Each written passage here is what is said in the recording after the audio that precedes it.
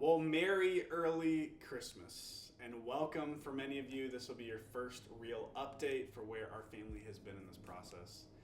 We have not shared much publicly yet because until very recently we had not received full approval from all of our sending agencies. But as of November 20th, 2025, we have officially crossed the threshold of approval and appointment that moves us out of phase 1 and into phase 2. And through these videos, my goal is to give you everything you need in order to partner with our family in prayer for this call that God has given us to launch a brand new church next September 2026. A few weeks ago, I would have used the language, we feel like God has given us a call, but I am so happy to shift that language to what has been affirmed in us by the Big C Church. We know that we're a little crazy as a family to want to launch a brand new church with 4 little girls, but what the last 4 months of assessments and approvals has crystallized in us is this. Yes, we might be crazy, but we're not insane. Multiple reputable sending organizations have vetted us and interviewed us and come back with a green light. It's not just Mel and I that are convinced we need to do this thing. It is the church that has affirmed this call and now are sending us out. And part of the church is you. God is not calling us to do this thing on our own. In fact, if we try to, He will stop us. Everything that God is moving us towards is to partner with other people to do something bigger than our family could ever do alone. So my first order of business is to say thank you. Thank you for saying yes, for your time, for believing in us, for being willing to bring us before God in prayer. Your support means the world to our family. And we need it.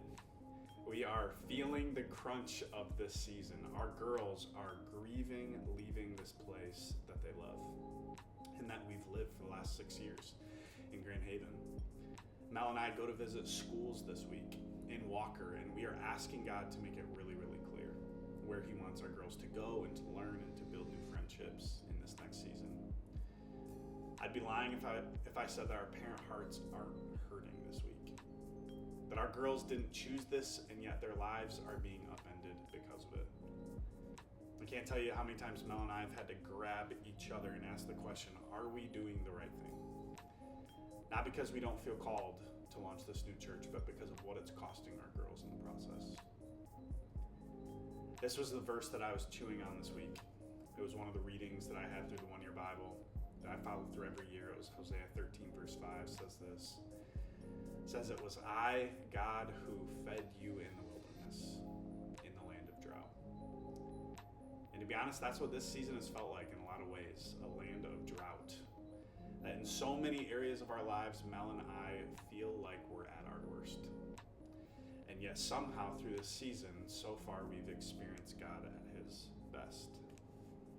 And we can't wait to tell you all the stories of how He showed up, as well as the places that we're needing your help asking Him to show up in future videos. And so will you do me a favor right now? Will you take out the timer on your phone and will you set it to 1 minute? And for the next 60 seconds, will you pray for Nora and Naomi and Mila and Selah? Will you ask God to give Mel and I discernment of schools and housing and just the timing of it all? As of this video, as I'm sending it out, we have 175 adults who have signed up to be on our prayer team. And I'm so grateful for that. We definitely feel like we're not in this alone. Can I just ask you one more thing? Will you invite one other person? Could be your mom, could be your spouse, could be your kid, could be someone on your prayer team, but we would love to double that number of people who are praying with us, who are asking God to move in specific ways.